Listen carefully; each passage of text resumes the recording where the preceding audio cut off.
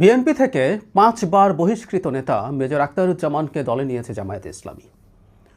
খুবই ম্যাচিওর একটা সিদ্ধান্ত মনে হতে পারে, কিন্তু জামাতের মতো একটা দল এটাকে জানে না যে এই ভদ্রলোককে দলে নেওয়া খুবই সমস্যাপূর্ণ হবে। এটা এই কারণে না যে তিনি বিএনপি থেকে ৫ বার বহিষ্কৃত হয়েছেন, তার সাম্প্রতিক কর্মকাণ্ড, তার সাম্প্রতিক কিছু রেকর্ড অত্যন্ত নেগেটিভ এবং এই নিয়ে একটা মারাত্মক লায়াবিলিটি যে কোনো দলের জন্য।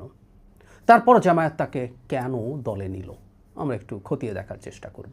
আর একটা কথা মনে রাখা দরকার, বাংলাদেশে আর সব দলের আচরণ আর জামায়াতের আচরণকে ভিন্নভাবে দেখতে হবে। অনেকে বলেন যে ওই দল এটা করেছে, সেই দল এটা করেছে, কিন্তু জামায়াতের আচরণ আর অন্য দলের আচরণকে আমি মেলাই না, মেলাতে দেব না। কারণটা অনেকবার বলেছি, আজও আবার বলবো। মানে আমি খুব ব্যক্তিগতভাবে অবাক হই যে একটা দল থেকে একজন মানুষ ৫ বার কীভাবে বহিষ্কৃত হয়। মানে বিএনপির কথা বলছি, মানে কতবার বহিষ্কৃত হলে তারা বুঝবেন যে এই ভদ্রলোককে দলে রাখা যাবে না। ৫ বার বহিষ্কৃত হয়েছেন এবং সম্ভবত সর্বশেষ হয়েছেন ২০২২ সালে।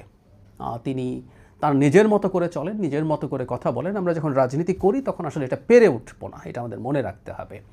তো সব কিছুর পরও তিনি এটা করেছেন এবং ২০১৮ সালের নির্বাচনে তিনি বিএনপির মনোনয়নও পেয়েছিলেন।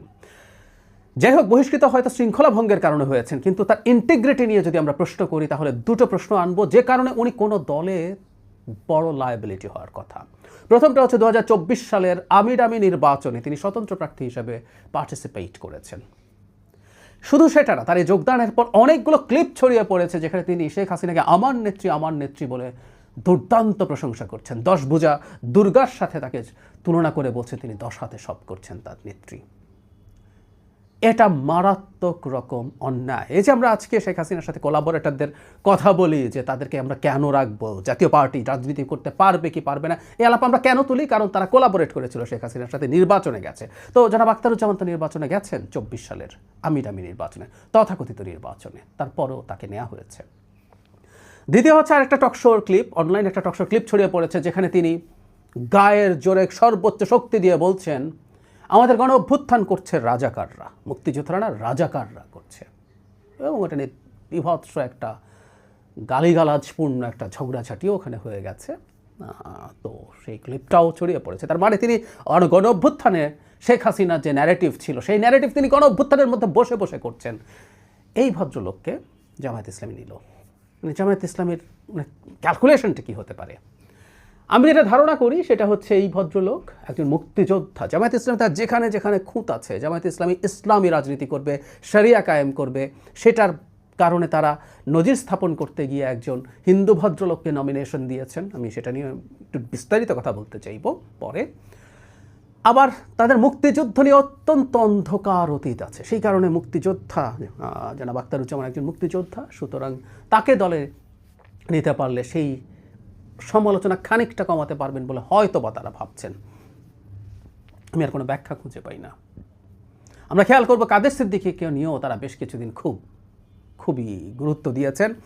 একসময় তাদের পত্রিকায়, তাদের টিভিতে প্রচুর যেতেন তিনি। তার চাইতে জরুরি কথা, এই ২৪-এর পর, গণ অভ্যুত্থানের পর তাদের ইফতার পার্টিতে গেছেন তিনি। অথচ গত ২৪-এর নির্বাচনের আগে কাদের সিদ্দিকী, আমি এটা নিয়ে আলাদা ভিডিও করেছিলাম, কিভাবে শেখ হাসিনাকে বন্টন ডেকে তার হয়ে কাজ করার জন্য আওয়ামী লীগে ঢোকারও চেষ্টা করেছিলেন। পেরে ওঠেন নাই, কিন্তু সেই চেষ্টা সমানে করেছেন। এই ভদ্রলোক অত্যন্ত বিতর্কিত, অত্যন্ত সুবিধাবাদী এই লোককেও জামাত ২৪-এর গণ অভ্যুত্থানের পরও মাথায় তোলার চেষ্টা করেছে। আখতারুজ্জামানের তুলনায় মুক্তিযুদ্ধের প্রশ্নে কাদের সিদ্দিকী আরও অনেক বড় ব্যাপার, একজন বীরুত্তম, অত্যন্ত গৌরবোজ্জ্বল ভূমিকা আছে, কিছু সমালোচনা থাকলেও মুক্তিযুদ্ধে তার।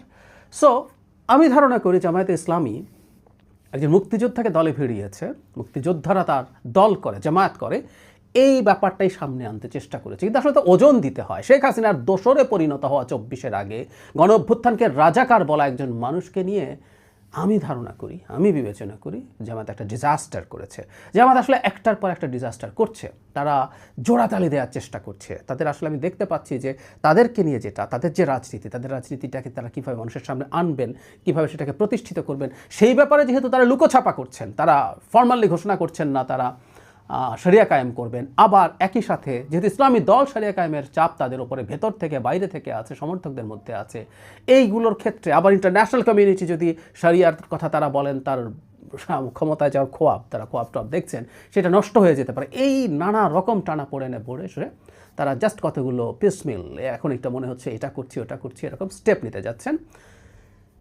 জনাব আখতারুজ্জামানকে নেওয়া সেই রকম একটা স্টেপের পার্ট, একটা ডিজাস্টারাস পার্ট। জামাত ইতিহাসের গুরুত্বপূর্ণ জায়গাগুলোতে ডিজাস্টার ঘটায়। আর আমি শুরুতে একটা কথা বলছিলাম, জামাত তার নীতি নৈতিকতার জায়গা থেকে সরে আসা আর অন্য বিএনপি, আওয়ামী লীগ বা অপরাপর দলগুলো সরে আসার মধ্যে একটা মেজর পার্থক্য আছে। বিএনপি সততা বিক্রি করে বেড়ায় না তাদের রাজনীতির জন্য। বিএনপি মধ্যে অসৎ লোকজন আছে, অসততা করে এমন মানুষ আছে, চাঁদাবাজি করে, দখলবাজি করে মানুষ আছে, তার সে রেকগনাইজ করে, সে বহিষ্কার করে। কিন্তু জামাতের মূল বিষয় হচ্ছে ইসলামী শাসনের কথা তো বলেই, সৎ লোকের শাসন চাই, আল্লাহর আইন চাই। তো যে দলটা আল্লাহর আইনের কথা বলে, সৎ লোকের শাসনের কথা বলে, সেই দলটা যখন এই ধরনের হিপোক্রেসি করে, সেই জিনিসগুলো বেশি প্রশ্ন তৈরি করবে। এই জন্য টোটকা দিয়ে তারা কিছু কিছু জায়গায় বুঝ দিতে পারলেও লং টার্মে জামায়াতের রাজনীতি বিরাট চ্যালেঞ্জের মুখে পড়বে বলে আমি ধারণা করি। এটা নিয়েও বিস্তারিত